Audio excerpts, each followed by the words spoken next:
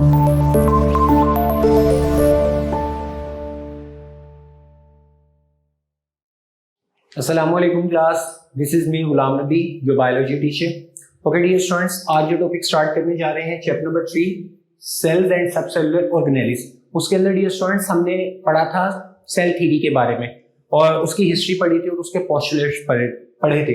Student आज जो topic पढ़ने जा रहे हैं ना वो बेसिकली सेल थ्योरी को ना सेल थ्योरी की कुछ वैलिडेशन है कि मतलब कि सेल थ्योरी को कुछ पॉइंट्स हैं जो वैलिड बनाते हैं। ठीक है, वैलिड का मतलब बिल्कुल एक्यूरेट या सही, या आप ये कह सकते हैं सेल थ्योरी की स्पॉट में कुछ पॉइंट्स हैं, कुछ वैलिडेशंस हैं जो सेल थ्योरी को बिल्कुल करेक्ट बनाती हैं। तो वो वैलिडेशंस हमारे पास क्या हैं? अब डियर स्टूडेंट्स वो ये बात करते हैं कि cell theory can be validated. Cell theory जो है इसको सही से वैलिडेट किया जा सकता है थ्रू ऑब्जर्वेशंस एंड एक्सपेरिमेंट। कुछ खास किस्म के मुशाहिदात, ऑब्जर्व चीजें करके या कुछ खास किस्म के एक्सपेरिमेंट्स को परफॉर्म करके सेल थ्योरी की वैलिडेशन को, क्रेडिबिलिटी को कंफर्म किया जा सकता है। अब सबसे पहला पॉइंट जो बुक में डिस्कस किया गया है वो यूजिंग माइक्रोस्कोप्स।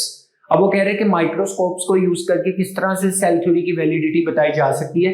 अब वो ये बात कर रहे हैं बाय यूजिंग माइक्रोस्कोप, जैसे कि लाइट या इलेक्ट्रॉन माइक्रोस्कोप। इसमें साइंटिस्ट क्या करते हैं, विजुअलाइज सेल स्ट्रक्चर्स, ये सेल्स के डिफरेंट स्ट्रक्चर्स को विजुअलाइज कर सकते हैं या करते हैं। अब उसके बाद वो जब उसको विजुअलाइज करते हैं तो इसके बाद उनको सेल के अंदर बहुत सी चीजें नजर आती हैं। ठीक हो गया। और इसके बाद जब वो सेल के स्ट्रक्चर को विजुअलाइज करते हैं तो उनको एक टेंजिबल, ठोस एविडेंस का मतलब है सबूत मिलता है इस चीज का। Cells are indeed structure unit of living organisms. ठीक है, तो ये जो सेल थ्योरी का सेकंड पॉइंट है, cell is the basic unit of life या cell is the basic structural and functional unit of living organisms. तो ये सेल थ्योरी जो है इसका ये जो पॉइंट है, लाइट माइक्रोस्कोप से इलेक्ट्रॉन माइक्रोस्कोप के जरिए सेल के स्ट्रक्चर्स को देखते हैं और उसके बाद ये सबूत हमें मिलता है कि सेल जो है वो वाकई ही लिविंग ऑर्गेनिज्म के अंदर स्ट्रक्चरल यूनिट का काम करता है। स्ट्रक्चरल यूनिट का मतलब है कि लिविंग ऑर्गेनिज्म की बॉडी के अंदर जितने भी स्ट्रक्चर्स हैं वो सब के सब किससे मिलके बने हुए हैं, सेल से। ठीक है, तो पहले पॉइंट को वैलिडेट माइक्रोस्कोप का यूज करते हैं। दूसरा पॉइंट है कुछ टेक्निक्स के जरिए, थ्रू टेक्निक्स, कुछ टेक्निक्स हैं उसके जरिए भी सेल थ्योरी की जो क्रेडिबिलिटी है हम उसको प्रूव कर सकते हैं कि ये सेल थ्योरी का पॉइंट बिल्कुल ठीक है। जैसे कि सेल इमेजिंग टेक्निक और genetic studies. Student, cell imaging techniques का मतलब है कि हम स्लाइड्स को प्रिपेयर करके इलेक्ट्रॉन माइक्रोस्कोप, जो लेटेस्ट इलेक्ट्रॉन माइक्रोस्कोप है उसके अंदर स्लाइड्स बनाकर, और आप ये कह सकते हैं कि उनको जो लिविंग प्रोसेस है जैसे कि सेल डिवीजन वगैरह का प्रोसेस है इसको लाइव देख सकते हैं, क्यों इलेक्ट्रॉन माइक्रोस्कोप में उन स्लाइड्स को ऐड करते हैं। ठीक है, और फिर उसके बाद उनकी कंटिन्यूसली कुछ टाइम टू टाइम जैसे जैसे प्रोसेस आगे बढ़ रहा होता है उनकी इमेजेस हमारे पास स्क्रीन के ऊपर आ रही होती है। अब यहाँ पर ये क्वेश्चन है कि सर यहाँ पर इलेक्ट्रॉन माइक्रोस्कोप में तो ऐसा इन्वायरमेंट होता है कि लिविंग ऑर्गेनिज्म या लिविंग प्रोसेस उसके अंदर हम स्टडी नहीं कर सकते।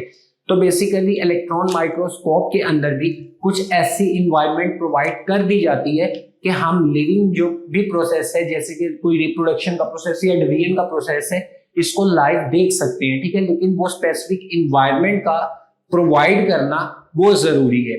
तो यहाँ पर क्या है, कुछ सेल इमेजिंग या जेनेटिक स्टडीज की टेक्निक्स होती हैं जिसके जरिए साइंटिस्ट इस चीज को ट्रैक करते हैं, इस चीज का पता चलते हैं कि हाउ सेल रेप्लिकेट, कि सेल किस तरह से अपनी कॉपीज बना रहे हैं और किस तरह से एक सेल डिवाइड होकर दो से चार, ये सारे का सारा प्रोसेस सेल इमेजिंग या जेनेटिक स्टडीज के जरिए ऑब्जर्व किया जा रहा होता है। जैसे कि माइटोसिस और मियोसिस, इस प्रोसेस को लाइव भी देखा जा सकता है। ठीक है, थ्रू माइक्रोस्कोप और सेल इमेजिंग टेक्निक्स के जरिए।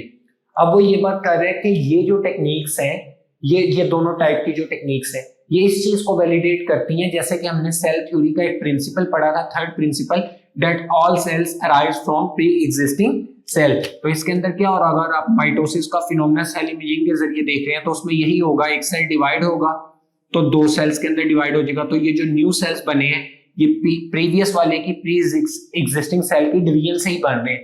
तो ये वाली जो टेक्निक्स हैं ये इस पॉइंट को वैलिडेट करती हैं, कंफर्म करती हैं। स्टूडेंट, उसके बाद जो थर्ड है वो है आपके पास डीएनए सीक्वेंसिंग। तो बेसिकली डीएनए सीक्वेंसिंग के जरिए इस चीज को, ये चीज रिवील होती है, जाहिर होती है, cell share common genetic material and metabolic pathway. Dear student, basically DNA sequence का मतलब क्या है कि हमारे न्यूक्लियस के अंदर जो जेनेटिक मटेरियल है डीएनए, इसकी स्पेसिफिक सीक्वेंस मौजूद होती है। ठीक हो गया। लेट्स सपोज ये अगर आपके पास डीएनए का स्ट्रक्चर है, तो इस स्ट्रक्चर के अंदर ये जो डीएनए का स्ट्रक्चर है ये न्यूक्लियोटाइड से बना हुआ है, तो न्यूक्लियोटाइड्स की ना बहुत ज्यादा स्पेसिफिक सीक्वेंस होगी। ठीक है। अब इस डीएनए की जो सीक्वेंसेस है, जैसे कि अब लेट्स सपोज इतना सा पार्ट देख लेते हैं, इतने से पार्ट ने किसी कैरेक्टरिस्टिक के अंदर अपना रोल प्ले करना है, तो ये जो पार्ट है ये क्या कहलाएगा? जीन कहलाएगा। ठीक हो गया। अब वो यहां पर यही बात करते हैं कि सेल्स जो हैं वो कई सेल्स, जितने भी सेल्स हैं वो एक तरह का जेनेटिक मटेरियल आपस में शेयर करते हैं, मतलब कि उनके जीन्स के अंदर सिमिलैरिटी मौजूद होती है, और सेल्स जो हैं वो सेम तरह का मेटाबॉलिक पाथवे भी क्या करते हैं? शेयर करते हैं। ठीक है डियर स्टूडेंट, बेसिकली ना मेटाबॉलिक रिएक्शन और पाथवे में एक डिफरेंस होता है। वो डिफरेंस ये है कि देखें, अगर एक रिएक्शन है जैसे कि फोटोसिंथेसिस का रिएक्शन है, और इसके अलावा आप कह सकते हैं काफी बड़े रिएक्शन जो कि काफी टाइम कंज्यूमिंग होते हैं और काफी लेंथी प्रोसेसेस होते हैं। अब उसमें क्या होता है कि बहुत ज्यादा, खाली वो एक प्रोसेस नहीं हो रही होती, उसके अंदर कई जगह पर केमिकल रिएक्शंस अकर कर रहे होते हैं, उसकी कई स्टेजेस होती हैं। ठीक है। तो वो जो स्टेजेस बनती हैं, डिफरेंट केमिकल रिएक्शंस वहां पर अकर कर रहे होते हैं, उसको बोलते हैं मेटाबॉलिक पाथवे। ठीक है।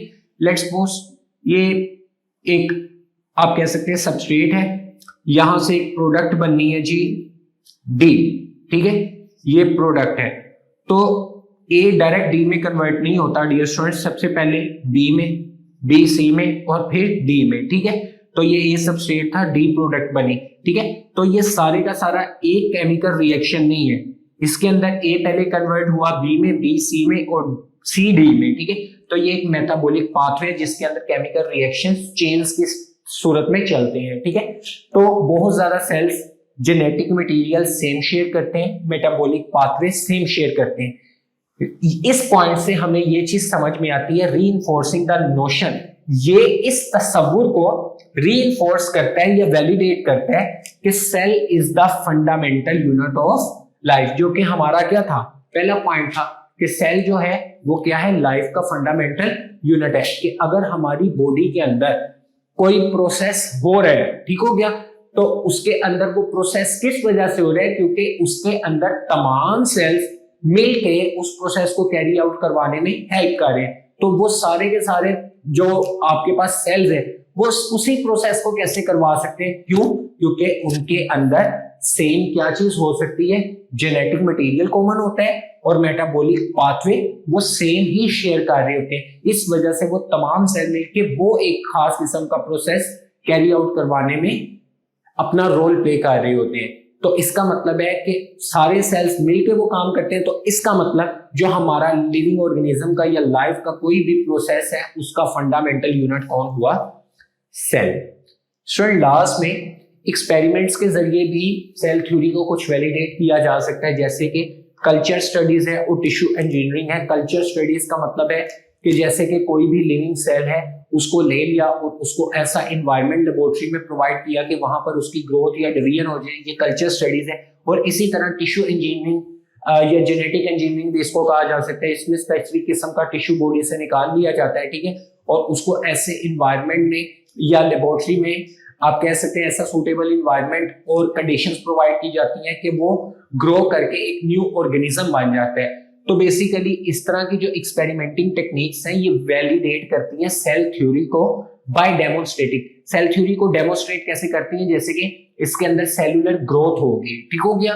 कल्चर स्टडी में सेल्स जो है एक सेल लिया लेबोरेटरी में रखा तो अल्टीमेटली उसकी डिवीजन स्टार्ट होगी। तो बेसिकली ये क्या है? ये माइटोसिस का प्रोसेस हो सकता है। तो माइटोसिस क्या है?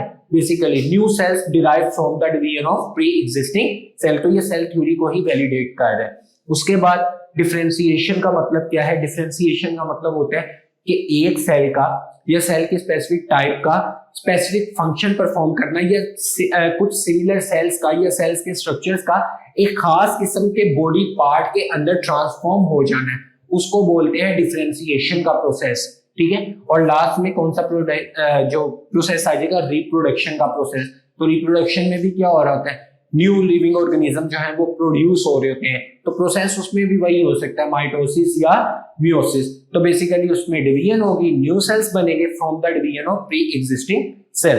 तो इस तरह ये भी सेल के या सेल थ्योरी के पॉइंट्स को ही वैलिडेट कर रहा होता है। तो dear students, that was all from today's lecture, that was validation of cell theory. Hope so आपको लेक्चर क्लियर हो चुका हो। Okay students, take care of yourselves. अल्लाह हाफिज।